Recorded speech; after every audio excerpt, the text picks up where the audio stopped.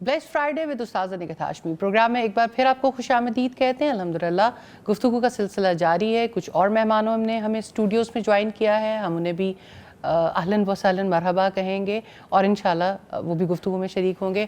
سارا انصر صاحبہ ہیں, آپ کو میں آنے کا بہت شکریہ جی, آپ تشریف لائیں, اور اسی طرح سے فریال منیر صاحبہ ہیں انشاءاللہ. استاذہ ہم بات کر رہے تھے محرم پہ, اور محرم حرمت والا مہینہ ہے, اور محرم اللہ تعالیٰ کا مہینہ ہے, اور 4 مہینوں کو اسلام میں حرمت والا قرار دیا گیا ہے. میں ایک دفعہ پھر بھی جاننا چاہتی ہوں کہ یہ جو حرمت والا مہینے کے کیا اس میں کن چیزوں کا خصوصی طور پہ خیال رکھنا چاہیے؟ حرمت کا لفظ ہی بتاتا ہے کہ اس میں کچھ کام ایسے ہیں جو حرام ہیں. حرام ہے, یعنی لڑائی جھگڑا, یا اسی طرح سے دوسروں پر ظلم اور زیادتی کرنا, یا اسی طرح سے اللہ تعالیٰ کی حدود کی پامالی یا نافرمانی کے کام کرنا. عربوں کے یہاں اس کی حرمت کا خیال رکھا جاتا تھا. 8 مہینے وہ یعنی لوٹ مار اور باقی معاملات جاری رکھتے تھے. راستوں پر بھی راستے محفوظ نہیں تھے. لیکن جب حرمت والے مہینے آتے تھے, یہ حج اور عمرے کے مہینے تھے, تو ان مہینوں میں وہ ان سارے کاموں کو روک دیتے تھے. یعنی ان مہینوں کی حرمت کا خیال رکھتے تھے. اور نسی کا سستا بھی تھا, وہ بھی اسی سستے کی کڑی تھا کہ یہ مہینے اتنی حرمت رکھتے ہیں کہ ان میں ایسے کام نہیں ہو سکتے. تو مجھے ایسا فیل ہوتا ہے کہ ہمارے یہاں اویئرنس نہیں ہے کہ لوگ ان مہینوں کے حوالے سے یہ سمجھتے ہیں کہ یہ کسی اور دنیا کا معاملہ ہے. شاید عربوں کا یہاں تھا, شاید رسول اللہ سے پہلے تھا, اور اب ان کی حرمت جو ہے ان کا ہم سے کوئی تقاضا نہیں ہے. تو آج بھی وہ حرمت والے مہینے ہیں, اور ان کی حرمت کا یہ تقاضا ہے کہ ہم ان میں خاص طور پر ان کاموں سے روکیں جن کا تعلق ظلم سے ہے. کہ کوئی ظلم کا معاملہ نہ اپنی جان کے ساتھ کرے, نہ دوسروں کے ساتھ. اپنے ساتھ تو انسان ظلم کرتا ہے جس وقت اللہ تعالیٰ کا حق ادا نہیں کرتا, جس وقت انسان گناہ کرتا ہے, زیادتی کے کام کرتا ہے. دوسروں کے ساتھ ظلم تب کرتا ہے جب دوسروں کی حق تلفی کرتا ہے. اور اسی طرح سے لڑائی جھگڑا, باہمی فساد, یہ سب ایسی چیزیں ہیں جن سے رکنا ضروری ہے. نافرمانی کے کاموں سے رکنا ضروری ہے. اور اس کے آداب کا خیال رکھنے کے لیے یہ کہ جیسے محرم ہے تو اس کی خاص فضیلت ہے, اور یہ اللہ تعالیٰ کا مہینہ ہے, تو اللہ تعالیٰ کے مہینے میں اللہ سبحانہ تعالیٰ سے تعلق کو مضبوط کرنے والے کام کرنے ہیں. اور مضبوط کرنے والے کاموں میں ایک بہت بڑا عمل روزہ ہے, جس میں عاشورہ کا روزہ تو سب جانتے ہیں, اور الحمدللہ بار بار بات ہو رہی ہے کہ یہ ایک پچھلے سال کے گناہوں کا کفارہ ہے. لیکن اس مہینے کے روزے یعنی رمضان المبارک کے بعد سب سے افضل روزے ہیں. یعنی عام دنوں میں بھی اس کے روزے جو ہیں بہت اہمیت کے حامل ہیں.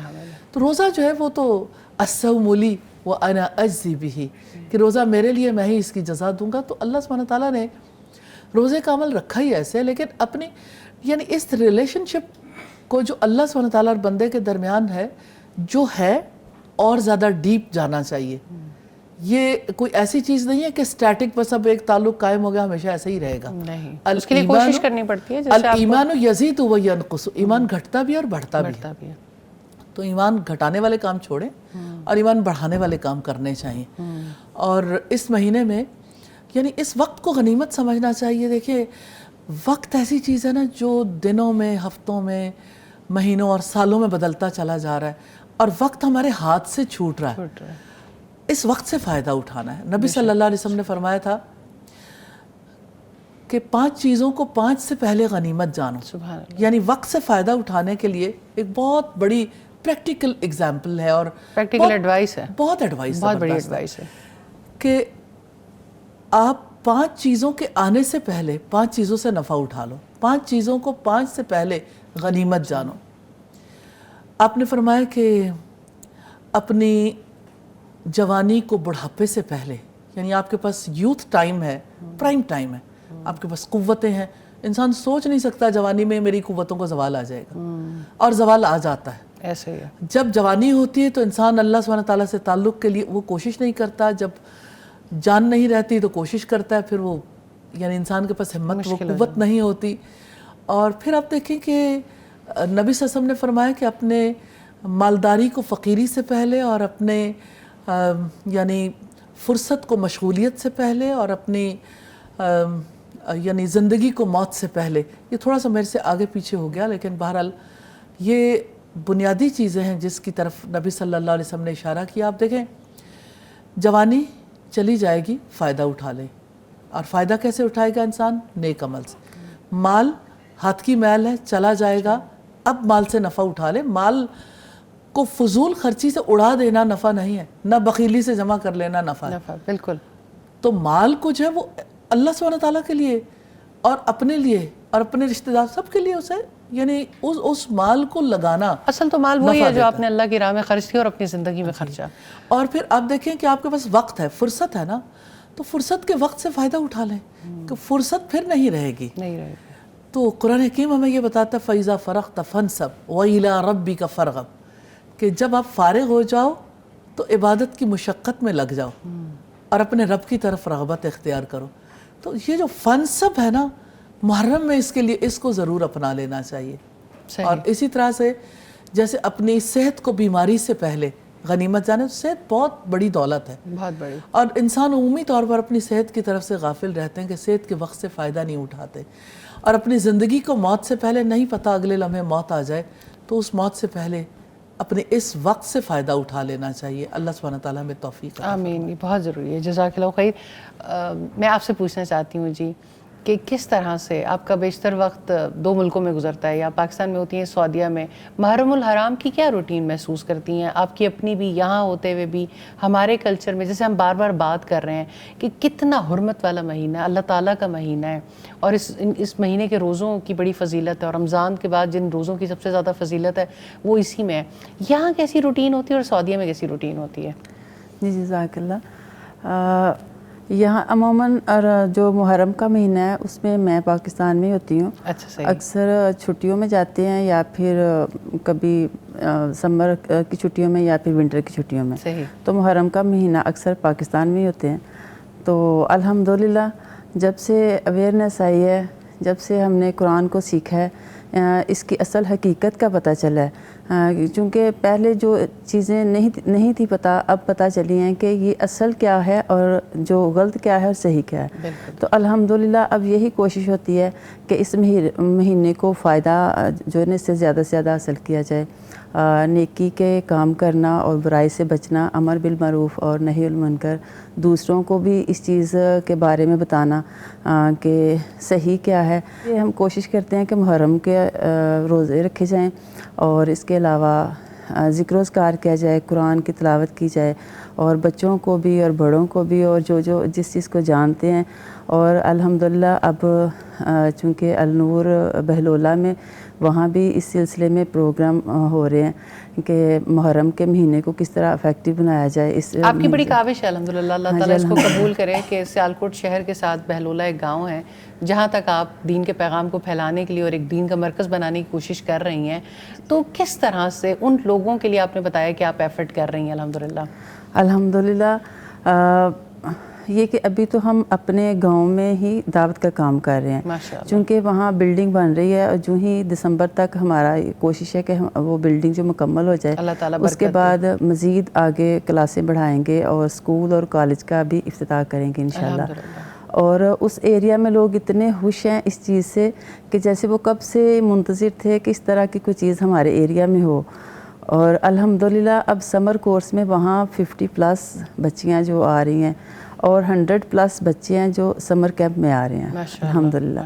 اور اس کے علاوہ تعلیم القرآن، تعلیم اور یہ علم کا سفر اور یہ علم پہنچانے کی تو ہر جگہ پہ بہت زیادہ ضرورت ہے. میں سمجھتی ہوں کہ یہ بہت مبارکباد کی مستحق ہیں کہ انہوں نے یعنی اپنے آبائی علاقے کو فراموش نہیں کیا. بالکل. اور بے شک خود سٹی میں رہتی ہیں، لیکن اس علاقے میں خود یعنی مسلسل جانا اور جا کے پھر وہاں کے لوگوں کے لیے کام کرنا، ان کا درد رکھنا، اور یہ جو اپنے گھر سے اور اپنے علاقے سے اور اپنی جڑ سے شروع کرنا ہے نا، یہ بہت زیادہ ضروری ہے اور لوگوں کے لیے بہت بڑی مثال ہے. الحمدللہ. اور آگے بھی انشاءاللہ اسی طرح کوششیں جاری رہیں گی، اور اللہ تعالیٰ سے دعا ہے کہ یہ وہی بات ہے نا کہ صحت کو بیماری سے پہلے اور بڑھاپے سے پہلے غنیمت جاننے والی بات. اللہ تعالیٰ سب کو یہ توفیق دے. جی. اور میرا بھی یہ ایک خواب تھا کہ میں سیکھوں اور سب سے پہلے اپنے گاؤں سے اسٹارٹ کروں. سبحان اللہ. اور بہت بڑی بات ہے. بہت سے لوگ استاد بہت سے سائنٹسٹ ہیں, بہت سے ایجوکیشنسٹ ہیں جو اپنے علاقوں کے لیے کام کرتے ہیں. میں سمجھتی ہوں کہ یہ بہت خوبصورت بات ہے اور اس کو ہم بار بار بھی اسی لیے ہائی لائٹ کر رہے ہیں کہ بہت لوگ دنیا میں بہت جگہوں پہ چلے گئے اور موو کر گئے سٹی لائف کی طرف, لیکن اپنے علاقے کا حق ادا کرنا یہ بہت بڑی نعمت ہے اور یہ بہت بڑی سعادت بھی اور یہ بہت بڑا فرض بھی ہے جو آپ ادا کر رہی ہیں الحمدللہ. ہاں جی الحمدللہ. اور وہاں ضرورت بھی بہت زیادہ ہے چونکہ سٹی اور گاؤں کا جو ماحول ہوتا ہے اس میں بہت فرق ہوتا ہے. اور جو گاؤں کے لوگ ہوتے ہیں ان کو زیادہ ضرورت ہوتی ہے کیونکہ سٹی میں سہولتیں زیادہ ہوتی ہیں, لوگ سیکھ بھی جاتے ہیں, لیکن گاؤں میں سہولتیں کم ہونے کی وجہ سے اور پھر آج کل کے دور میں جو اتنی مہنگائی ہے اور لوگوں کے آنے جانے کے جو مسائل ہیں اس وجہ سے لوگ جو مین کیمپس ہے یا دور دراز میں ادارے ہیں وہاں تک نہیں پہنچ سکتے. اور الحمدللہ اللہ تعالیٰ ہمیں ثابت قدم رکھے اور مزید آگے کام کرنے کے توفیق دے. اور میں استاذہ جی کی بھی شکر گزار ہوں جنہوں نے ہماری تربیت کی, جن سے ہم نے سیکھا. اللہ تعالیٰ ان کو بھی اجر عظیم عطا فرمائے اور ان کو سلامت رکھے اور صحت والی لمبی زندگی عطا فرمائے. جب بھی استاذہ یہ بات کرتے ہیں الحمدللہ کہ النور کا مشن اور ہمارا مشن ہے زندگیوں کا کہ قرآن پہنچائیں گے گھر گھر تک, دنیا بھر تک, تو اللہ تعالیٰ کی توفیق ہے کہ بہت ساری سعید روحیں بہت جگہ پر ہیں اور جب ان کو ایک آواز دی جاتی ہے اور ہمیشہ وہی والی بات کہ خیر کی کال دی جاتی ہے تو بہت لوگ آگے آ کر اس خیر اور جن کے نصیب میں اللہ تعالیٰ نے یہ سعادت لکھی ہو وہ خیر سمیٹتے بھی ہیں اور آگے بانٹتے بھی. اللہ تعالیٰ آپ کی اس عمل کو قبول کرے. فریال آپ ماشاءاللہ آپ کا تعلق بھی سیالکوٹ سے ہے اور ماشاءاللہ آپ بھی ٹیچنگ کے پروفیشن سے بھی وابستہ ہیں اور پڑھاتی بھی ہیں کچھ پرائیویٹ یونیورسٹیز میں. تو کس طرح سے آپ کے پاس بھی ایک کھیپ ہے جیسے خود بھی آپ نے دین کی تعلیم کیسے حاصل کی اور پھر ان بچوں کو انفلوئنس کرنے کے لیے اور سوسائٹی میں دین کی تعلیم عام کرنے کے لیے کیا کوششیں ہیں؟ جزاک اللہ خیر. سب سے پہلے اللہ تعالیٰ کا ہم شکر ادا کرتے ہیں کہ اللہ تعالیٰ توفیق دیتا ہے تو انسان کوئی نہ کوئی چیز سیکھتا ہے. اب جیسے الحمدللہ استاذہ نے آج کے بھی پروگرام میں ایک بات کی, تم میں سے بہتر وہ ہے جو قرآن سیکھے اور سکھائے. تو یہ وہ حدیث ہے جو کہ انسان کو موٹیویٹ کرتی ہے کہ ہم سمجھتے ہیں کہ بہتر کون ہوتا ہے. ہم انسان ہماری سوسائٹی میں کچھ سٹینڈرڈز ہم سیٹ کر لیتے ہیں کہ جیسے دیکھیں ہم ایک پانی ہے, جیسے الحمدللہ استاذہ پانی لے رہی ہیں تو پانی کا ہم کہتے ہیں کہ اس کا سٹینڈرڈ ہے, اس کا ایک فارمولا ہے H2O کہ اس میں 2 ہائیڈروجن کے مولیکیولز ملیں گے, ایک آکسیجن ملے گا, دین یہ اللہ تعالیٰ اس کو بناتے ہیں. بے شک یہ مین کی ایفرٹ ہے جو کہ اس کو ہم ریسائیکل بھی کرتے ہیں, یہ پریزرو کرتے ہیں.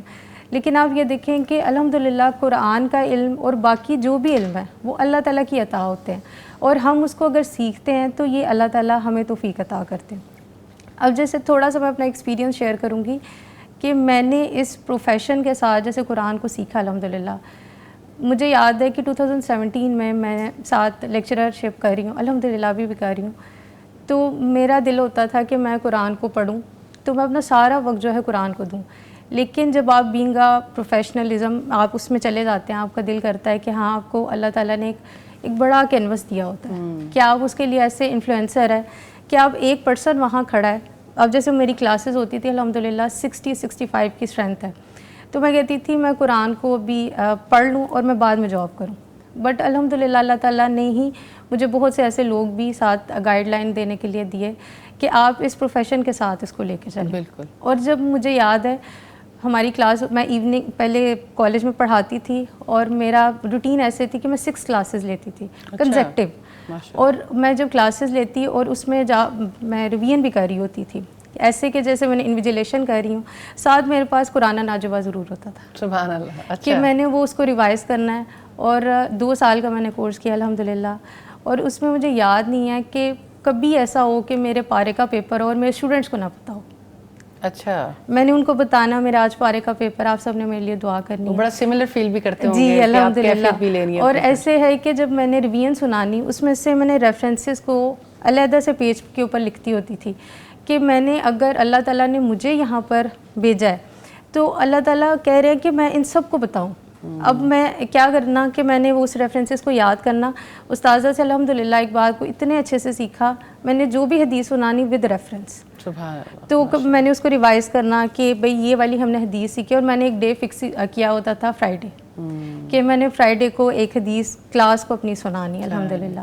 تو الحمدللہ اس سے اتنے اسٹوڈنٹس نے قرآن سیکھا بھی اور مجھے الحمدللہ خوشی بھی ہوتی ہے. یعنی آپ صبح میں پڑھا رہی تھیں اور شام میں اپنا کورس کر ہاں رہی تھی؟ جی شام میں ساتھ کورس کر رہی تھی. لوگ نارملی یہ سمجھتے ہیں کہ جی پوری ہم 2 بجے کی روٹین تک تو بہت تھک جاتے ہیں، اور آپ جیسے بتا رہے ہیں کہ 6 کنزیکٹیو کلاسز. جی 6 کنزیکٹیو کلاسز. یہ ایک کلاس 45 منٹس کی ہوتی تھی؟ 45 منٹس 45 منٹس کی کلاس. اور میں بوائز کی بھی کلاس لیتی تھی. اچھا ماشاءاللہ. اور وہ جتنی میری اگر میں 4 کلاسز گرلس کی لے رہی ہوں تو ایک میں اگر بوائز کی کیمپس میں کلاس لے رہی ہوں اور الحمدللہ ود ویل، تو مجھے لگتا تھا میری ساری انرجی ایک طرف ہے جو میں بوائز میں پڑھا رہی ہوں. اور میں نے ایک چیز کو اتنا اچھے سے ایکسپیرینس کیا کہ اللہ تعالیٰ نے مجھے اتنی عزت دی الحمدللہ کہ ہمارے جو سیالکوٹ کے جس کالج میں پڑھاتی ہوں ان کے ریجنل ڈائریکٹر ایک دن آئے. انہوں نے ساری کلاسز کو اکٹھا کیا گرل سائڈ پہ. مجھے وہ دن نہیں بھولتا. انہوں نے کہا، وہ موٹیویٹ کر رہے تھے اسٹوڈنٹس کو کہ آپ اپنا کیریئر چوز کریں. انہوں نے مجھے وہاں پر کھڑا کیا. سبحان اللہ. انہوں نے کہا کہ رول ماڈل ہم کہتے ہیں نا کہ فلاں کیریئر کا ہے، یہ فلاں کا ہے، کہتے ہیں میں نے اس بندی کو دیکھا ہے کہ اس نے قرآن کو بھی لے کر چلا ہے اور یہ آپ لوگوں کے لیے رول ماڈل ہے. ماشاءاللہ. کہ میں اگر جاتی بوائز میں بھی جانا یا اس طرح کہ مجھے یاد نہیں ہے الحمدللہ کہ بہت سے مسائل ہوتے ہیں آپ جب بوائز کو پڑھاتے ہیں، لیکن مجھے اللہ تعالیٰ نے اتنی زیادہ، یہ اللہ تعالیٰ کی بلیسنگ ہے کہ وہ میل ٹیچرز اور مجھے، تو وہ ہمارے جو پرنسپل تھے اور وہ آر ڈی کہتے ہوتے تھے کہ وہ جو پڑھاتی ہیں نا وہ نظر آتا ہے. یعنی کہ مطلب مجھے رسپیکٹ بھی بوائز سے بہت ملتی تھی. اور وہ کس کی رسپیکٹ تھی؟ اس پردے کی، اس قرآن کی، جو کہ مجھے رسپیکٹ ہماری فیکلٹی سے نیکی کا بہت فیکٹر باقی ہے اور لوگ بھی اس کو اپریشیٹ کرتے ہیں. اصل میں تو یہ اللہ تعالیٰ کی ڈالی ہوئی محبت ہے نا، جو اللہ تعالیٰ لوگوں کے دلوں میں بھی وسعت پیدا کر دیتا ہے. جی الحمدللہ. پھر اسی طرح جب بھی کوئی اس طرح کا مہینہ آتا ہے تو میں ضرور اپنے آپ کو پریپیئر کرتی ہوں. تو ہم کہتے ہیں نا کہ ہم ایجوکیشنل انسٹیٹیوٹس میں جاتے ہیں، وزٹ کرتے ہیں، ان سے ٹائم لیتے ہیں، بھائی پلیز ہمیں دعوت کا موقع دیں. تو میں کہتی تھی اللہ تعالیٰ میں نے ساری نیتوں کو چینج کیا کہ اللہ تعالیٰ آپ کے لیے جو وقت ہے نا میں نے اس کو لگانا. تو پھر وہ جو میں تیاری کر کے باقی ہم کسی اور کالج میں جاتے ہیں، انسٹیٹیوٹ میں جاتے ہیں، سب سے پہلے میری پریورٹی ہوتی تھی میں اپنی کلاس، کہ میں نے اپنی کلاسز میں اگر وہ 60 کی اسٹرینتھ ہے، سم ٹائمز میری کلاس کی 80 کی بھی اسٹرینتھ ہوتی تھی.